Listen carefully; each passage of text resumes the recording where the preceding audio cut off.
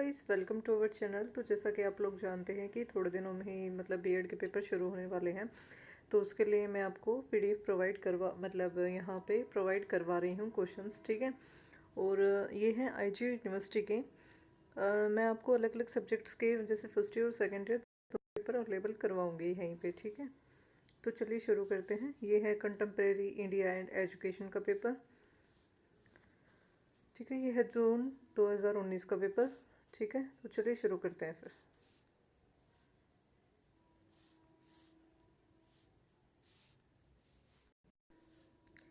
तो जैसा कि आप जानते हैं, should ensure that they have been supplied the correct and complete question paper. No complaint in this regard will be entertained after examination। मतलब ये है कि आपको पेज चेक कर लेने हैं कि आपके पास पूरा पेपर अवेलेबल है कि नहीं है। यूनिवर्सिटी का ये नोटिस है, ठीक है। इसके पास आपके पास मैक्सिमम मार्क्स हैं 80 और टाइम है 3 आवर्स। तो चलिए अब क्वेश्चंस को देखते हैं फिर। तो जो यहाँ पे फर्स्ट क्वेश्चन है वो है राइट शॉर्ट नोट ऑन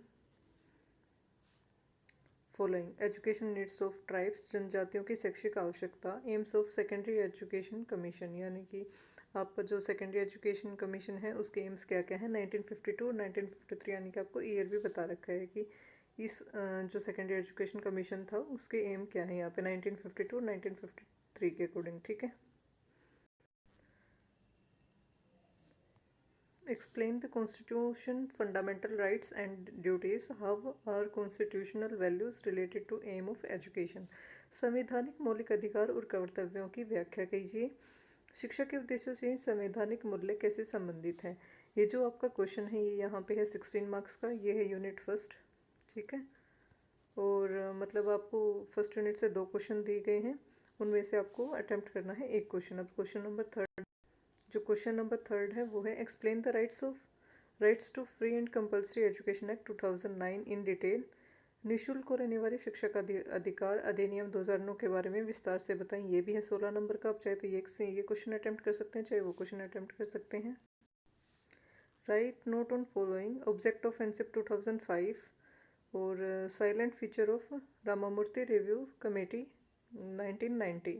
आपको ये दोनों क्वेश्चंस हैं, 8-8 नंबर के 2 पार्ट हो गए हैं इसके। इसका जो फिफ्थ क्वेश्चन है वो देखते हैं। ये जो फिफ्थ क्वेश्चन है यहाँ पे ये है, आप इन दोनों में से एक अटैम्प्ट करेंगे, 4 और क्वेश्चन नंबर 5 में से एक अटैम्प्ट करेंगे। Bring out the recommendations of Indian Education Commission 1962-1964 regarding vocationalisation of education, teacher education and physical welfare of student. शिक्षा के व्यवसायीकरण, शिक्षा और छात्रों के शारीरिक कल्याण के बारे में भारतीय शिक्षा आयोग 1962-64 की सिफारिशों को लिखना है, और ये है आपका 16 नंबर में। तो जब हमारी यूनिट है वो थर्ड स्टार्ट हो रही है इधर से। What do you mean by modernisation, discuss its advantage and disadvantages in the field of education. आधुनिकीकरण से आपका क्या अभिप्राय है, शिक्षा के क्षेत्र में इसके फायदे और नुकसान पर चर्चा कीजिए, ठीक है। जो हमारा सेवन्थ क्वेश्चन, यानी कि 6 और 7 में से आपको एक अटैम्प्ट करना है। Right A detail note on राष्ट्रीय माध्यमिक शिक्षा अभियान, RMS से भी बोलते हैं इसको, राष्ट्रीय माध्यमिक शिक्षा अभियान पर एक विस्तृत नोट लिखिए। ये भी आपका 16 नंबर में है इधर। और अब आपकी आ रही है यूनिट 4, यानी कि question number 8। What changes would you like to introduce in the present system of education for making our democracy a success. हमारे लोकतंत्र को सफल बनाने के लिए आप वर्तमान शिक्षा प्रणाली में क्या बदलाव लाना चाहेंगे, ठीक है।